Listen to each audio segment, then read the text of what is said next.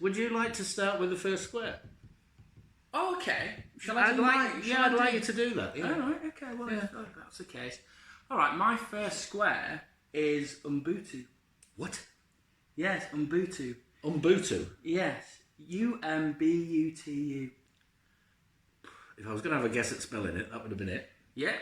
So what's UMBUTU? It's a South African word. It doesn't have an exact translation into English, but essentially it encompasses compassion, kindness, empathy, community. It basically means, and humanity really, it's there is no I without we. I can't be happy unless you are happy. As a UMBUTU. UMBUTU, yeah. So there is no I without we. So that's my square today. I've written a poem on it actually, which I started about a year or so ago, but picked it up again. It was around the Black Lives Matter thing actually. When amongst other things, the Black Lives Matter thing kicked off. Absolutely. And I just felt in some way I didn't have to, but I felt the need to add something into the mix. And so this a word of African origin, obviously. I thought that's how I'd talk about it. So in some ways it's my take on the Black Lives Matter stuff. UMBUTU. UMBUTU, yes. I actually got one of the poems for paramedics, and another guy asked him if he wanted a poem today, and he talked about this. He said, I want one, it's a bit political. I was like, that's fine, doesn't matter, it can be political, no worries. And he said, I want to talk about the Black Lives Matter movement, because I don't get it. And he's this, probably about the same age as me, white guy from Eastbourne, Keighley. And he says, I'm not racist, and he doesn't come across as it. He's like, I don't deny racism, but I just don't understand this white privilege because I'm not privy to it.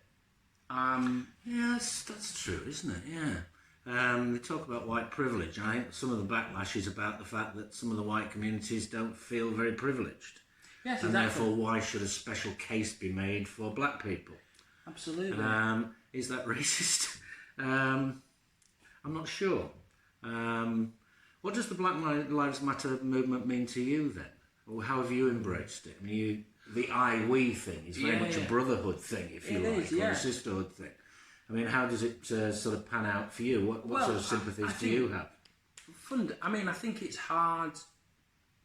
There's two ways to look at it. If you take it from a place of ego and the past, then absolutely there's a lot of hatred to be had and a lot of justice to be had. If you want a point score, then white atrocities versus black ones are pretty terrible at the moment.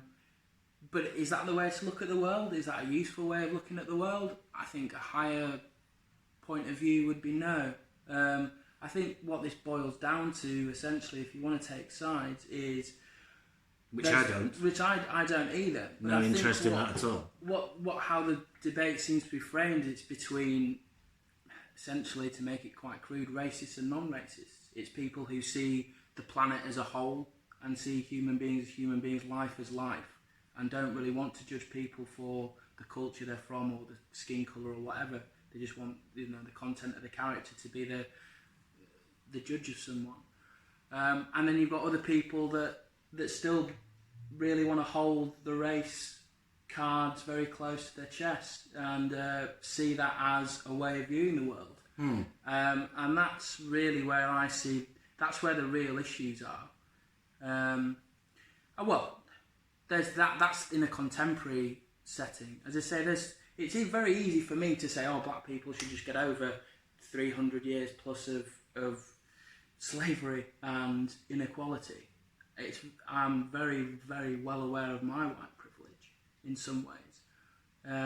So I guess I am too. I think in many ways it was an issue of its time, if you like, and is a massive issue of our time.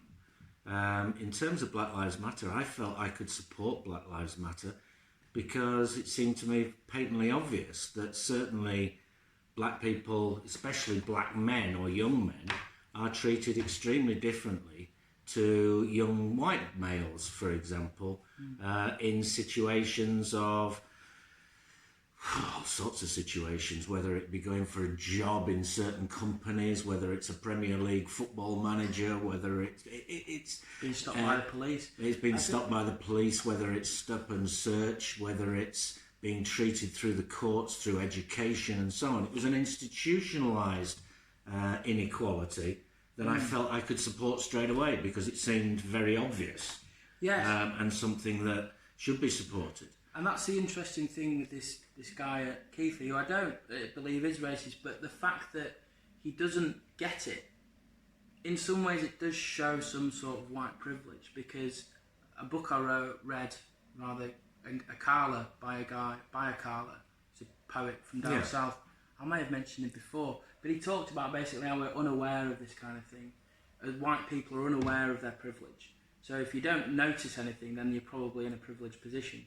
Because we don't get stopped by the police, because we do get the job, or we get treated fairly in that interview, or whatever, we don't see it. Whereas if you are being persecuted, you're going to be very aware of it.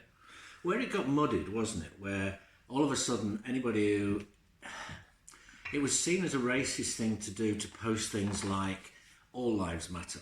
And it's a self-evident truth, all lives do matter. Yeah. But that's not what the Black Lives Matter movement's about. That's about redressing the balance. It's not about black power, it's not about black people taking over the world. It's about asking for a bloody level playing field. Yeah, it is, yeah. And when you've gone through Martin Luther King, Malcolm X and so on, they're in the 1960s. That's over 50 years ago. Well, when we were asking still for the same things, still asking to be treated equally, still asking for equality of opportunity, not based on the colour of your skin or your ethnicity. And surely that's something that is self-evidently still there, not just in perhaps the black communities, but also in the Asian communities, the way in which people are perceived and generalised about. And it's about that conversation. Why is it that black people don't have the same opportunities as white? Why aren't they necessarily making inroads into large swathes of the upper echelons of society? And yes, that is a racist position and one that needs to be redressed. But yes, of course, I also understand that all lives matter. But it's not about that. Black Lives Matter is not about all lives matter, and please stop doing that, because it just muddies the water and makes it about us and them. And it's not about us and them, it's about us. No, UMBUTU. Absolutely, UMBUTU. And I think I found good reaction to this with quite a lot of sadness, to be honest, and fatigue. Bloody right, yeah. Fatigue, it's like being tired of it. As you say, these things have been, you'd have thought, resolved by now, but evidently not. I mean, I think, like with feminism, and I'm not saying that that's all solved, but there has to be an acknowledgement that things are different. I mean, 18th century, 19th century America and the UK and other parts of the world, very, very different. The way that if black people, are under the cosh now, which I'm not denying, there was actual state law that, made you a property of somebody. Yeah. Which doesn't exist. The problem, I was just about to say, killing a black person 200 years ago was a crime that wasn't a crime, but actually that's still quite true today, isn't it? Unfortunately, it seems. How much do you think it's about the way in which the media whips things up? How much do you think it's about the leadership of the world? On the grounds that the leadership of our world at the moment seems to be becoming more stridently nationalistic, and within that, whichever leader is in power seems to be very much for people who are very much like themselves. I'm obviously thinking about the orange-headed fool across the Atlantic, but it's also happening here in the UK and in many countries in the world. When you lead a country, from my perspective, what I would expect from a leader is somebody who treats everybody equally. Somebody who isn't about making sure that their brother becomes a lord, or the supporters of who you are being given privileged positions. The strength of government and democracy is about diversity, surely. It's about bringing together all the views and taking everyone forward with you. Yes, and when you divide, that's a crazy thing to do. It doesn't work. It doesn't. But that's the world we're in at the moment. We're in an entrenched and a scared world in a lot of ways. People are scared, and therefore they don't. Having lots of different opinions, you have to be very secure in the place you are to take those opinions on board. Yeah. And I don't think the world's in that state at the moment. It's not. Unfortunately, I think it is, but it isn't ready for new ideas. It doesn't want that diversity because it's scared enough on the whole of what it's got to face. Yeah. So it's that dumbing down as well, though, isn't it? And the sort of brushing under the carpet of history, of the way things are, and almost blaming those who stand up and say, actually, this isn't right, this isn't fair, and blaming them for the situation. And that's a bit shitty, isn't it? I mean, if you've already got a situation where you don't have a level playing field, you don't have an equality in so many areas of your life, and then you finally stand up and say, this isn't right, and all of a sudden you're the problem. Yeah. That's wrong. I watched the Aretha Franklin. It was. I'm sure you meant to say Aretha. Did I? Aretha, rather. I think you said urethra. I think you've been spending too much time near the hospital. Yeah, maybe. Yes, Aretha Franklin. Thank you. And it was basically just pure recordings of her doing. I think it was a best-selling album, and she sold a lot of albums. And she did it. She decided she was a big star by this point, but she decided to do it in her own gospel church at home in front of 200 people, all from the church. Mick Jagger came for the second day of the recording. But other than that, it was just normal black people essentially for the vast majority. Sunday best, singing gospel music. And how lovely.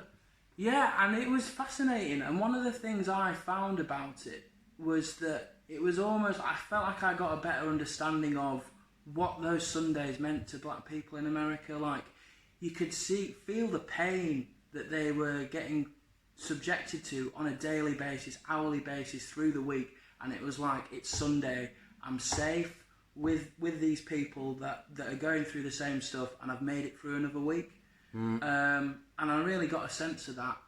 And that's tough. It's like, that's not C of E. There's a complete difference. And it's like to say, we are all the same, but my God, we've got a lot of different experiences. So as you say, all lives matter thing, sometimes it does trivialise certain people's or societies, certain sects of societies' experience of the world. To be honest, we're all down with anybody who's struggling.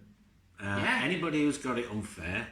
Anybody who ain't got enough brass or ain't got enough to eat, and their kids are going through poverty. For God's sake, there's several million people in the UK who are living in abject poverty, for example. And yeah, you've got to sympathise with that. But to get to a situation with a movement that is specific, one about giving a level playing field to black people, yes, of course, we want a level playing field for everyone. But this is about bringing people up to a situation, not continually subjugating them through institutionalised racism. And institutionalised racism exists, and it needs to stop. It's borderline invalidating, isn't it? Yes, it is. So UMBUTU. UMBUTU! No I without we. No I.